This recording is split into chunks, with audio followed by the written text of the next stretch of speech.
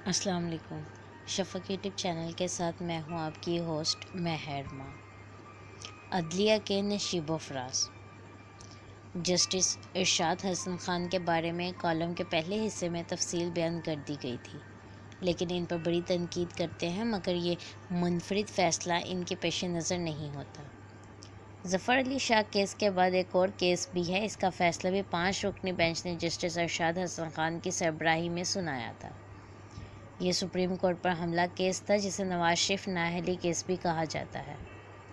اس میں مشرف حکومت نواز شریف کو نااہل کرانا چاہتی تھی۔ ایسے کیسز میں کتنا دباؤ ہوتا ہے۔ جس دن فیصلہ سنایا گیا، اس روز کی صبح تک بھی عدالت کو دباؤ میں لانے کی کوشش ہوتی رہی۔ اردو شعر کاؤس جی کو استعمال کرنے کی کوشش کی گئی۔ ان کا اپنے دوستوں سے کہنا تھا کہ میں نے اپنا ایسا بندوبست کیا ہے کہ ارشاد حسن نہ صرف فیصلہ نہیں سنا پائیں گے بلکہ جج کے منصب سے بھی جائیں گے، مگر فیصلہ وہی ہوا جس کی سماعت کے دوران آثار اور امکانات ظاہر ہو رہے تھے، جسے حکومت بدلوانے کے لیے سرگرم تھی۔ میاں نواز شریف نااہلی سے بچ گئے۔ چودھری اختر رسول، میاں منیر اور طارق عزیز کو 3 ماہ سزا ہو گئی۔ ساتھ ہی معاملے کی مزید انکوائری کا حکم دے دیا گیا۔ جو لوگ کہتے ہیں حملہ کرنے والے لٹکا دیے گئے، حملہ کرانے والے بچ گئے، انکوائری ہوتی تو حملہ کرانے والے بھی نہ بچ پاتے۔ عدلیہ کا انکوائری کا آرڈر بدستور موجود ہے۔ جسٹس افتخار محمد چودھری نے بھی پی سی او کے تحت حلف لیا تھا اور وہ اس کے ہی گلے پڑ گئے، جس کی وفاداری کی قسم کھائی تھی، اور ان کا حرف انکار عدلیہ کی تاریخ میں انقلاب ثابت ہوا۔ وہ ایک فوجی امر کے سامنے ڈٹ گئے تو ان کی بحالی کو بھی ایک فوجی جنرل اشفاق پرویز کیانی نے ممکن بنایا۔ گو جسٹس چودھری کے کئی فیصلوں کو غیر قانونی قرار دیا جاتا ہے اور ان کے خلاف بھی سپریم جوڈیشل کونسل کی کارروائی تکمیل کی منتظر ہے، مگر جسٹس افتخار چودھری کے بعد ہماری عدلیہ تاریخ پہ در پہ انقلابی فیصلوں سے رقم ہے۔ Justice Saqib Nisar 1.5 chief justice رہے۔ انہوں نے اس مختصر عرصے میں دہائیوں کے قرض اتار دیے، کرپٹ مافیا کے سر پرغرور جھکا دیے۔ عدلیہ دباؤ میں آ کر فیصلے کرتی ہے، اس تصور کو چکنا چور کر دیا۔ بشری کمزوریاں جسٹس ثاقب نثار اور ان کے بعد آنے والوں میں بھی ہوں گی، مگر عدل کا پرچم انہوں نے جس طرح لہرایا ہے، اس کی آب و تاب اسی طرح سے جاری ہے۔ جسٹس ثاقب نثار کے دور کے فیصلوں کے اثرات پاکستان کی جمہوریت پر بھی نمایاں ہوئے۔ ایسے لوگ جن پر کرپشن کے مقدمات کی بھرمار تھی، اقتدار کے سامنے بلکہ اقتدار کے ہی بلبوتے پر وہ ایسے مقدمات کو کھیل سے زیادہ حیثیت نہیں دیتے تھے، مگر اب ان کے گرد شکنجہ اتنا کسا گیا کہ جیلیں مقدر بن گئیں اور حکمران خاندانوں کی لوٹ مار کے ثبوت در ثبوت سامنے آتے چلے جا رہے ہیں۔ ان کو ثابت ہونے میں نہ جانے کتنے سال لگ جائیں، مگر وسائل اڑاؤ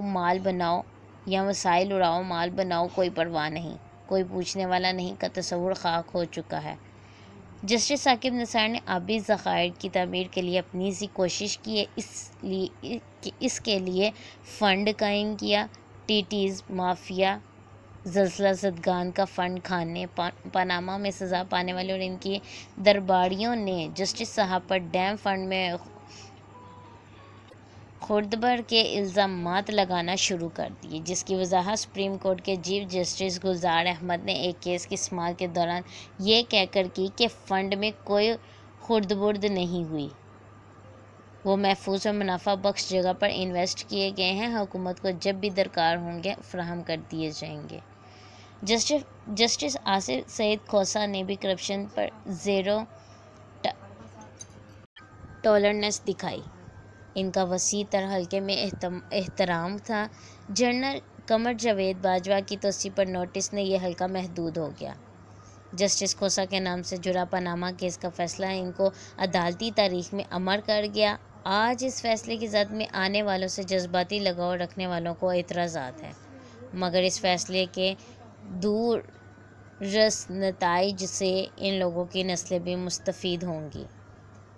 احتساب کا عمل جاری رہتا ہے، تو لوٹے گئے وسائل اگر پاکستان واپس آ جائیں تو پاکستان ترقی یافتہ ممالک کی صف میں شامل ہو سکتا ہے۔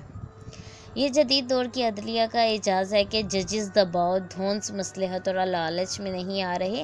ایسی بہت سی مثالیں ہیں۔ جسٹس عائشہ ملک نے شریف خاندان کی شوگر ملز کی جنوبی پنجاب منتقلی کو اس وقت غیر قانونی قرار دیا جب لیگی اقتدار سوا نیزے پر تھا۔ ان کے فیصلے کو جسٹس منصور علی شاہ کی سربراہی میں ہائی کورٹ کے ڈویژن اور پھر سپریم کورٹ میں جسٹس ثاقب نثار کی سربراہی میں 3 رکنی بینچ نے برقرار رکھا، مگر آج تک فیصلے پر عمل نہیں ہوا۔ یہ معاملہ چینی کمیشن کے بھی سر سے گزر گیا۔ سردست کرپشن روکے جائیں تو بھی پاکستان کے تمام تر قرض ادا اور خوشحالی کے دور کا آغاز ہو سکتا ہے۔ یقیناً ایسا ہو سکتا نظر آ رہا ہے۔ حکومت کرے احتساب اور کرپشن کے خاتمے کے لیے پرعزم اور supreme court justice Gulzar Ahmed کی سربراہی میں میرٹ پر معاملات دیکھ رہے ہیں۔ جسٹس گلزار بھی اپنے پیشروؤں کی طرح کسی دباؤ کو خاطر میں لا رہے ہیں، نہ مصلحت کا شکار ہو رہے ہیں۔ پاناما کیس میں نااہلی کا اول و ثانوی فیصلہ دینے والوں میں جسٹس گلزار بھی شامل تھے۔ عدلیہ میں بہت کچھ بہتر و مثبت ہوا اور ہو رہا ہے، مگر اب بھی گنجائش ہے۔ جو کچھ ہوا اور ہو رہا ہے اسے کہیں زیادہ کرنے کی ضرورت بھی ہے۔ نظام انصاف میں مزید 90% بہتری کی گنجائش ہے۔ دیکھیں کب یہ ضرورت پوری ہوتی ہے، تبھی یہ انصاف کا مکمل معاشرہ بنے گا۔ بہترین عدلیہ ماہر ججز اور وکلاء ہی کے دم قدم سے تشکیل پاتی ہے۔ آپ کو ماہر وکلاء پرائیویٹ فرمز میں نظر آتے ہیں۔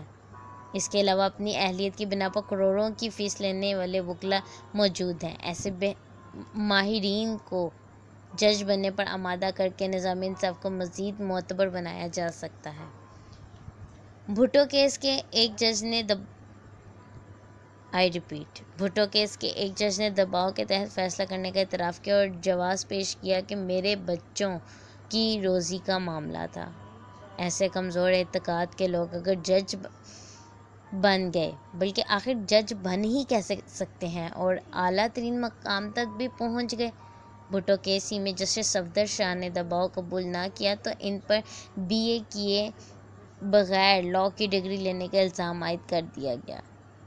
لندن میں بیرسٹری کے لیے BA کرنا ضروری تھا، بلکہ ضروری نہیں، قائد اعظم نے میٹرک کے بعد بیرسٹری کی تھی۔ شکریہ۔ اس طرح کے مزید کالمز اور ویڈیوز سننے کے لیے شفق یوٹیوب چینل کو لائک اور سبسکرائب کرنا مت بھولیں۔